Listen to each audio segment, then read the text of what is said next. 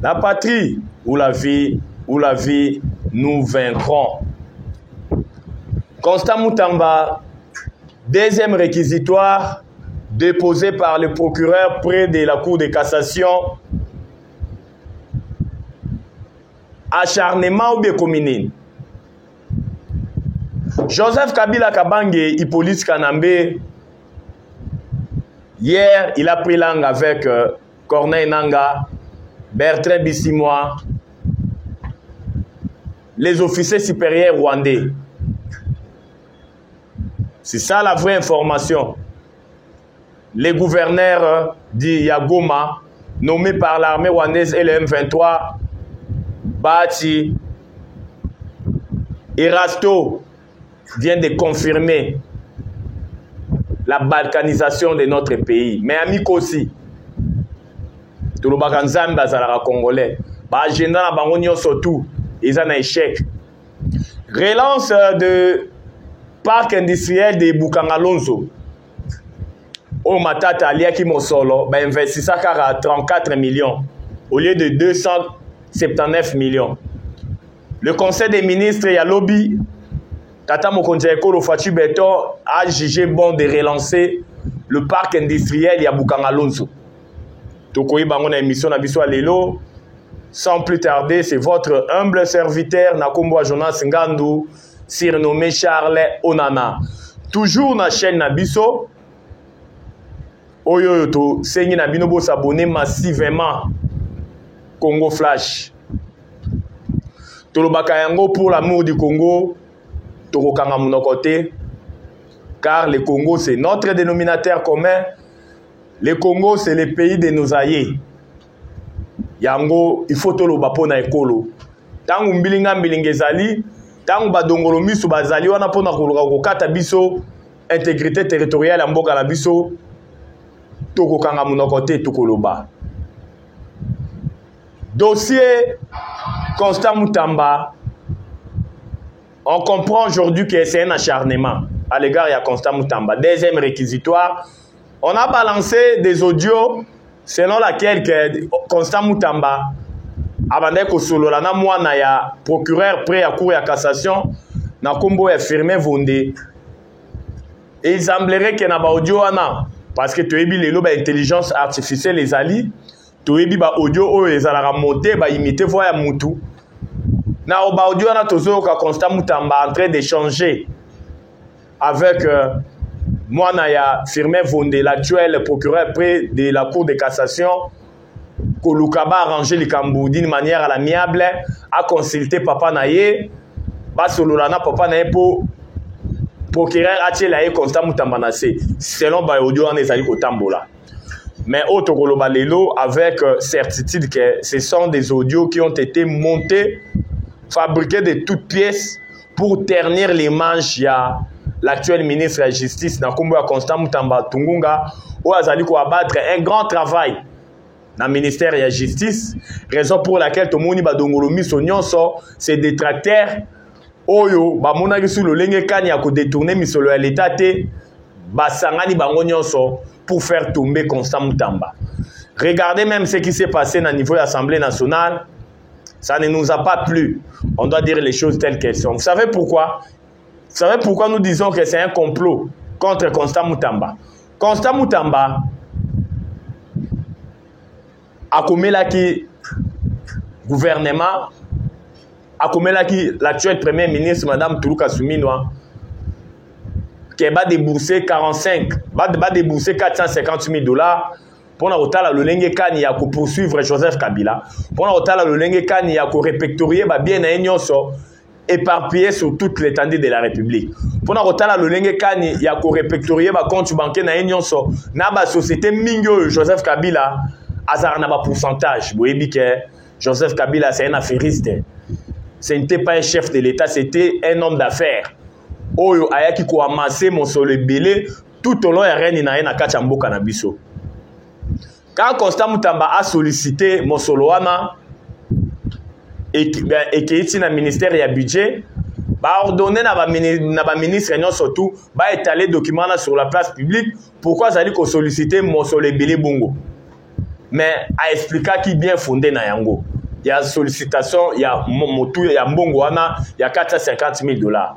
Étant donné que ses relations avec la première ministre actuelle n'étaient plus au beau fixe, il a été exposé dans les Kambu Oyo et ça qui justifiable. Il y a Kosenga Mosoloana. Mais Tolobaka yango souvent. Aujourd'hui, on doit dire les choses telles qu'elles sont. Constant Moutamba a été lâché par le gouvernement. C'est ça la vérité. Parce que Constant Moutamba a commencé à déranger. On nous signale même certains membres du gouvernement, tant que Moni, le Lengekani, Assemblée nationale et Kataki Makambo ya Constant Moutamba, il faut la déférer devant les instances judiciaires. Plusieurs ministres au sein du gouvernement, Melaki Champagne, Betaki Maboko. Ils allaient participer à la mboka na biso. Batu bazoya ba ministre kaka na intention à détourner. Batu bazoya ba mandataire kaka na intention à détourner. Ce qui mutu moko aye côté le détournement, boluke lié ba agenda caché, bolubosale lié acharnement, kaka po bokanga ye munoko, kaka po bo ternir image na ye.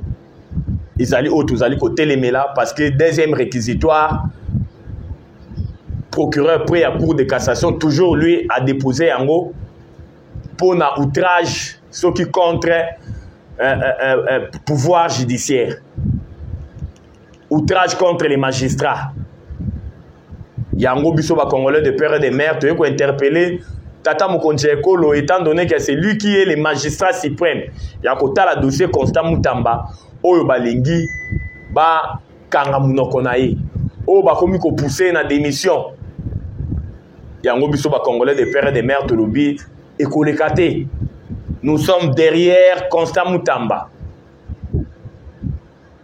Nous soutenons Constant Moutamba. Même moi qui vous parle, votre communicateur dans le lobby, je suis Constant Moutamba. Je suis Constant Moutamba.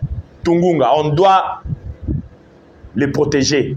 Parce que tu as dit que tout ce qui se passe actuellement, ils ont cabale, ils ont acharnement, ils ont un règlement des comptes. Il y a bateau, Bamoni, Constant Moutamba a dérangé Kibango. D'après la loi, comme dossier à Constant Moutamba, déjà, l'Assemblée nationale a tranché qui a déféré devant les instances judiciaires.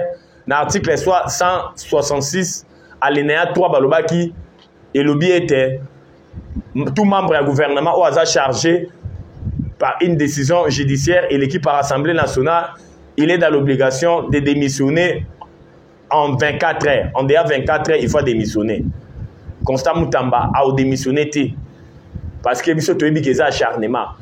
Nous demandons à Constant Moutamba de ne pas démissionner, de ne pas même aller répondre na cour de cassation. Raison pour laquelle tu as une implication totale à Tata Mokonjeko le Fati Béton dans le dossier Constant Moutamba. Constant a bâti un grand travail dans le ministère de la Justice. Oh, le losoro tamboli na ba micro balader ou tout ni ba Congoma n'ignon so ba lobaete Moussala Constant Moutamba a sali na ministère de la Justice dit jamais vu. C'est un travail impeccable. C'est un travail oyo yo pesi ba Congoma ne une lueur d'espoir. Mais boni ko luka ko ternir image na ye. Boni ko luka ko kangisa e munoko. Boni bozolo ba o asali za populisme. Tonji makamutu soki asali musala ya malonga toyeba koloba makambo lolenge kani makambo elobi. Toujours dans le dossier à justice, Nicolas Kazadi, réquisitoire déposé avant-hier contre Nicolas Kazadi. Là, c'est tout à fait normal parce que Nicolas Kazadi doit nous montrer et si ka oyoyo gabaji financier et salemaki et si ka obande ko kabola mosolo na entourage à chef de l'État. Il faut Nicolas Kazadi la tsabiso. Pourquoi biso ba congolais aux alaratan aux ministres ou bien quand vous êtes aux affaires au lobakate mais quand vous n'êtes plus aux affaires vous commencez à parler. Nicolas Kazadi azalaki ministre de la finance na première mandature à Tata Mokonjeko le Fati Béton. Bolanda kaina ba etendo eke mikolo ba simene utiko le kakolo ba ete régime est caractérisé par la gabegie financière, caractérisé par la jouissance. Non. Donc c'est pas une réquisitoire oyo, il y a procureur de la République près de la Cour de cassation on a déposé contre Nicolas Kazadi, raison pour laquelle nous demandons à l'Assemblée nationale il y a la immunité à Nicolas Kazadi le plus vite possible pour la déférer devant les instances judiciaires, précisément dans la cour de cassation. À la Kisabiso, Bisika o Bande Kolia Mbongo, Bisika o Gabeji financier et Zalaki, tant y a Zalaki ministre et finance. Et puis c'est au Senga Mukamata, Balak sa culpabilité, et puis Mukamata est à le rendez-vous. Nous soutenons Mukamata et Nicolas Kazadi. Aza Mukangami déjà. Nous ne voulons plus des hommes forts dans ces pays. Nous voulons des institutions fortes, pas des hommes forts. Il y a un autre l'Assemblée nationale, à le dossier Nicolas Kazadi le plus vite possible pour l'immunité na elongwa pour tous en apposer à un niveau ya cour ya cassation à l'Axabiso qui mouille au Rwanda ko sala tango ya zaki ministre des finances. Pour l'amour du Congo, car le Congo c'est notre dénominateur commun, le Congo c'est le pays de nos aïeux. Matata Pogno Tilelo Azanaka Chanda Kunaye. Décision, verdict à cour constitutionnelle, le bas qui était Matata, il sera arrêté dans l'immédiat. Mais Tilelo Matata Zali Nanda Kunaye, tout n'idée donné Kamuleta ou Azali président à cour constitutionnelle. Pourquoi jusqu'à ce jour Matata Zalina Ndakunaye? Pourquoi Tilelo Nano Ake Makalate? Nous voulons des explications claires émanant du procureur, émanant du président de la Cour constitutionnelle. Bible et lobby, la justice élève une nation. Effectivement, la justice doit élever une nation. C'est ce que nous demandons. Tout ce qui est le procureur général, dossier Matata, pourquoi il le loi en Akachanda Kunaye? Hippolyte Kanambe dit Joseph Kabila, je ne vous dirai pas adieu, je vous dirai à bientôt. Maloba Oya Bimisaki, lors ya remise et reprise, Yena Fachi Beton. Je ne vous dirai pas adieu, mais à bientôt. Kabila Nagoma, Kabila le déstabilisateur, Hippolyte Kanambe, Azo continue Koyamba, avant-hier Ayamba qui confession religieuse. Lobi Ayamba qui Bakorne Nanga Bertrand Bisimwa, Moïse Nyarugabu, Pasha Saïba, Kinkaya Bin Karubi. Bomoni, ba ennemi à Congo na ba complice nyon sonde ba bandi ko bimana poisa. Joseph Kabila Nanga minu kaka boya ko panzana. Na Bertrand Bisimwa minu kaka ya ko panzana. Mais mbilinga tomoni et pas ya Sultani Makenga alobi Joseph Kabila eko sala nini na Goma. Sultani Makenga azali chef militaire ya le M23 bar AFC bar RDF. Sultani Makenga alobi yenda zali mokonzi. C'est lui le chef. C'est lui le commandant suprême ya le M23. Et ça Joseph Kabila te. Joseph Kabila eko sala nini na Goma. Ezali poudre zeo balingi balali sabiso pongi. Ou bien oyo Sultani Makenga azali koloba ezali ko uta penza na kati ya motema na ye côté mais la présence à Joseph Kabila na ville ya Goma. Sultani Makenga boy Joseph Kabila na Goma. Alobi ego sala nini na Goma? Abima na Goma avant mabeya. Wana maloba ya Sultani Makenga. Alobi M23 nga inde na banda yango. Na boy muto ya kobotola ngai leadership. Tangu nalingi nalia par munene ya gâteau. Oh! Zokande makambo M23 zalaka nde pona kolia gâteau. Pona ko zwa mosolo. Ko landisa mana maloba ya Sultani Makenga. Ko menacer présence à Joseph Kabila na Goma, Hippolyte Kanambe. Mais tout ça c'est du poudre rosée. Toyebi ke ba osala biso baje o biso ba Congomani to komi déjà matir, le peuple n'est plus libre.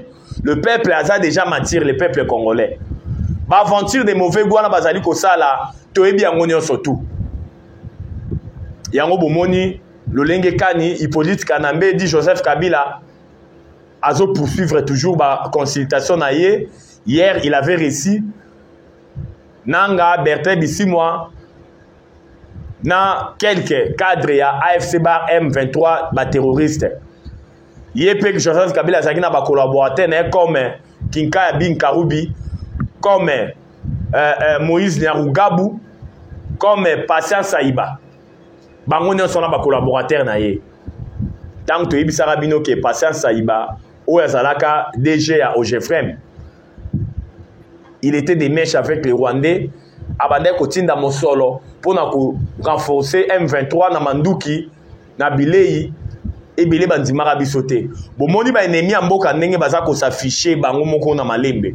Tant que Tolobaka, Tolobango a connaissance des causes. On ne vient pas ici pour seulement faire quoi que ce soit. Mais quand nous passons ici, na ba chaîne na Bino ya Malonga, c'est pour vous donner des informations sûres, vérifiables et fiables. Parce que Tolobara, pour l'amour du Congo, Tokokanga mon côté, car le Congo, c'est notre dénominateur commun. Joseph Kabila, d'après les informations de notre possession, à l'Obela qui n'a pas un coucou dossier, il y a partenariat stratégique au Tata Mokonjaiko, le Fachi Béton.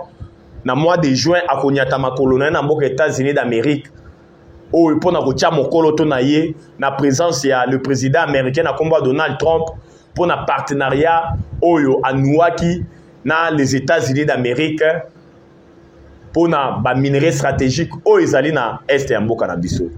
Tolobaka yango, à quoi nous servent toutes ces minerais quand les Congolais sont tués chaque jour, plus de 10 millions de morts, plus de 500 000 femmes violées, plus de 110 000 hectares dévastés.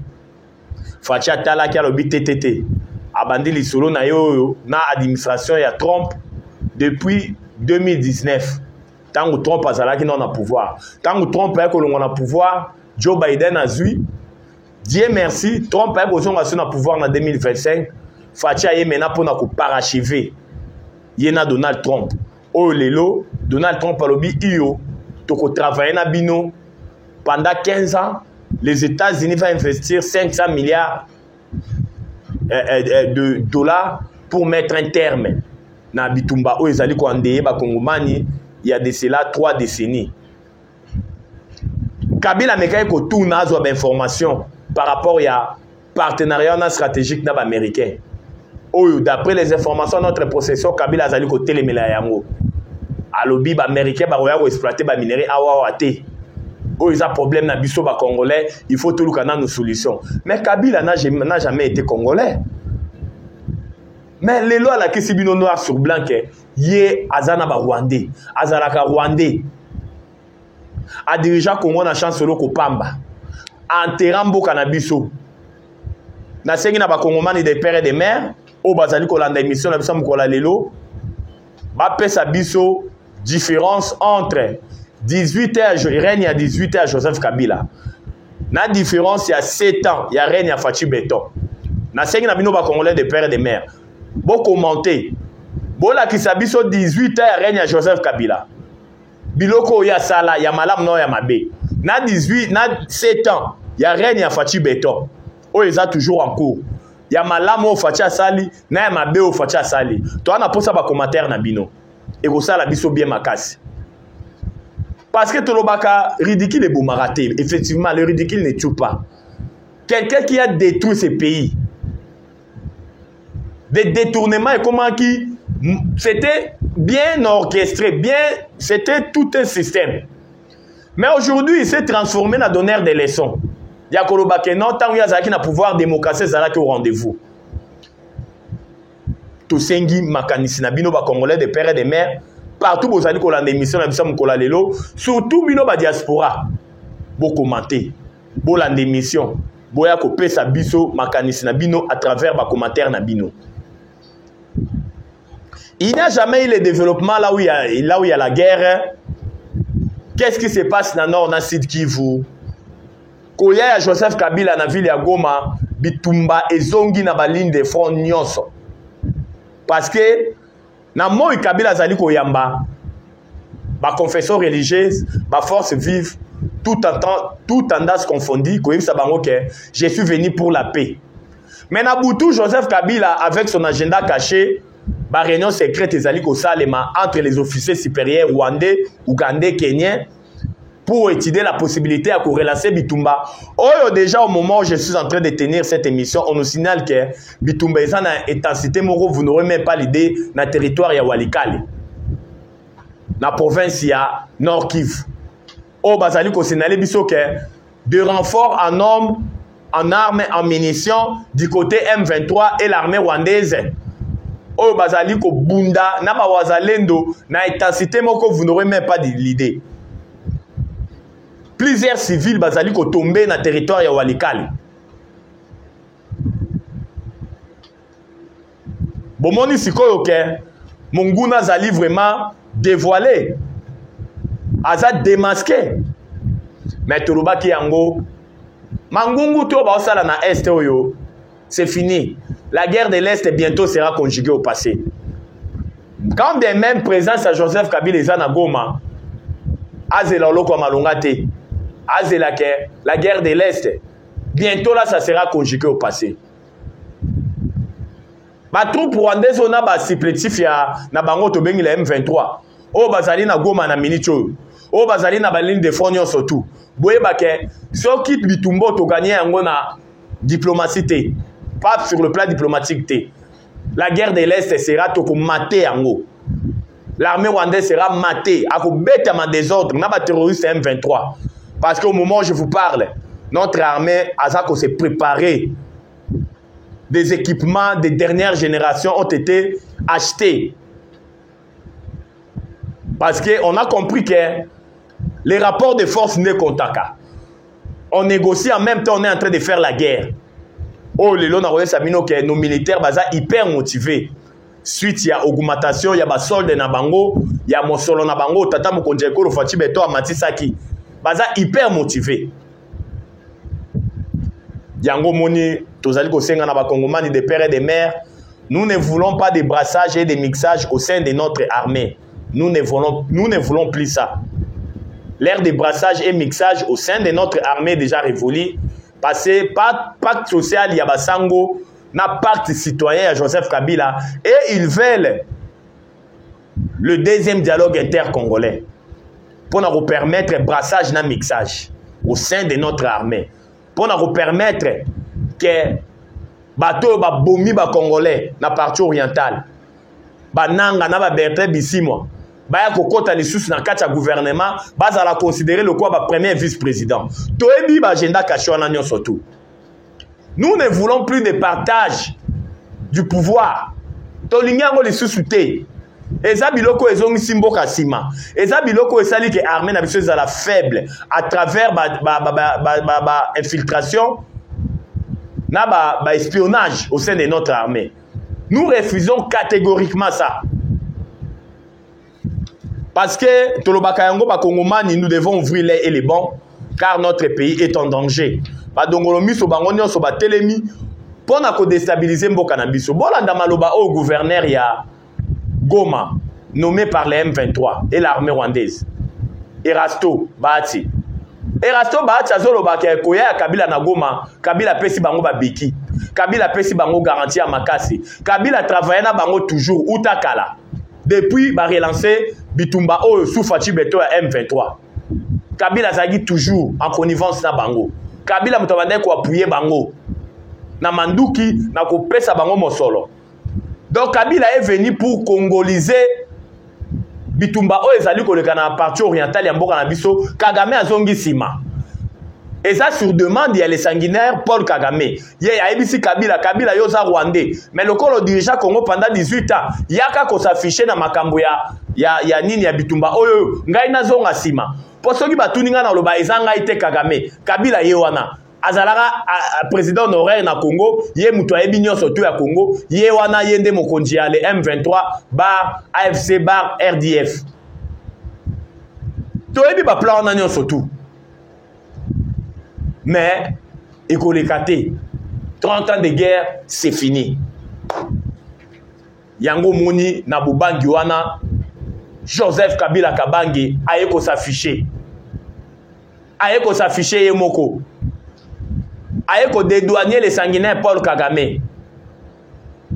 Yango moni ba chaîne nyonso tous les lots Joseph Kabila, Joseph Kabila, Joseph Kabila. Mais tolobi lokutana bango wana eza déjà na mai. Lokutana bango wana ekolekate pour aujourd'hui la population congolaise elle n'est plus deep. Peuple aza esusu ya moko cité. Ba kongomani ba ebinyo surtout. Yango moni gouverneur Erasto baati oyo armée rwandaise enomaki na Goma lobi tokokende sika moko te mabelo tosi tozwi ekomi ya biso. Oh, mabelo bozwi ekomi ya bino. Alobi to échouaki na AFDEL, to échouaki na RCD Goma, to échouaki na CNDP à Kunda Batouare, to échouaki na M23 sous Joseph Kabila. Maintenant na M23 bis sous Fachi Beto to échoué te. Mabelo nyo se fait comme ya biso. Il faut tout ça la République du Kivu. Bazo bomba li sous-souté ba komi ko lo bayango. Mais to ko ebisa ba Kongomani de père et de mère avec certitude que il n'y aura pas la République du Sud Kivu. Il n'y aura pas la République du Kivu. Ndenge bazali koloba. République ya Kivu ekozala raté. La superficie de notre pays, autolobé ezalaka 2 345 410. Or, quel centimètre kolongwa ekokota na Rwanda? Il n'y aura pas la République du Kivu. Ndenge bazali ko tambousa information partout. Ndenge bazali ko kota na mapangu. Oyo bazali ko contrôler. Bisiko armée rwandaise M23 bazali ko contrôler ko sa population ke tozo ça la République ya Kivu.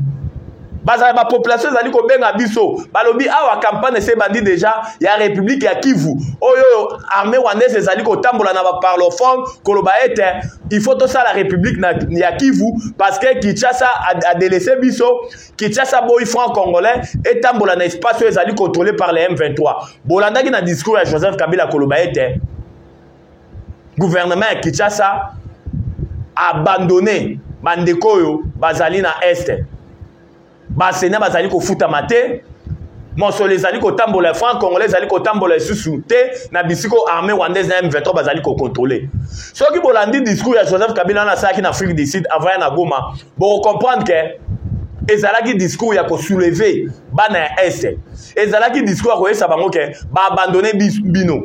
Pourtant on kita ba banda déjà ko préparer bango pour na balkanisation. Metolobi agenda wana plan machiavélique wana ezali déjà couronné na échec. Malgré bozali ko tambola na ba parlophone ndenge bandeko na biso ya Nord Sud Kivu bazali ko benga biso que campagne se bandi déjà ya République du Kivu et kolekate. Le Congo restera un et indivisible. Or quel centimètre à Congo ekota na Rwanda? Yango to sengi na ba Kongomani partout bozali totelema comme un seul homme. Qu'on a voté la balkanisation déjà, bah comme il faut préparer en haut, la présence de Joseph Kabila na Goma.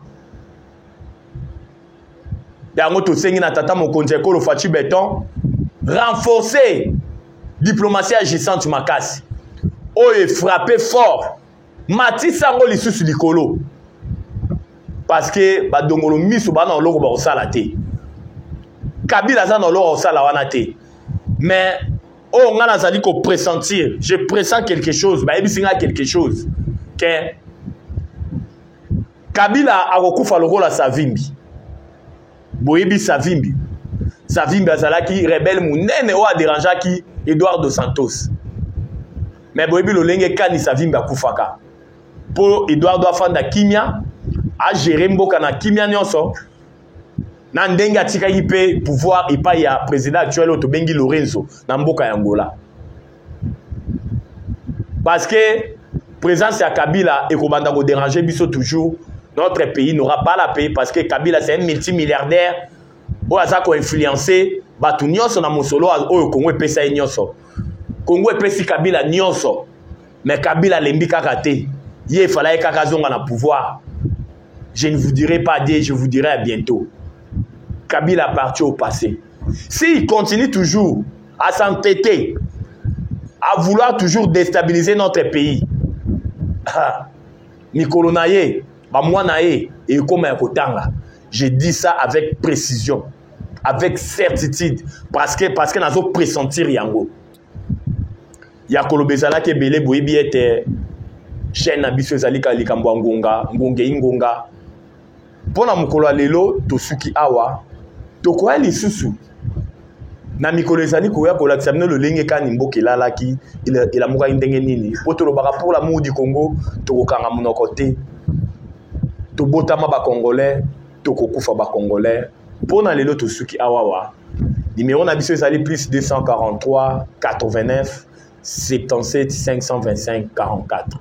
Plus 243 89 77 525 44. La patrie ou la vie? La patrie ou la vie? La patrie ou la vie?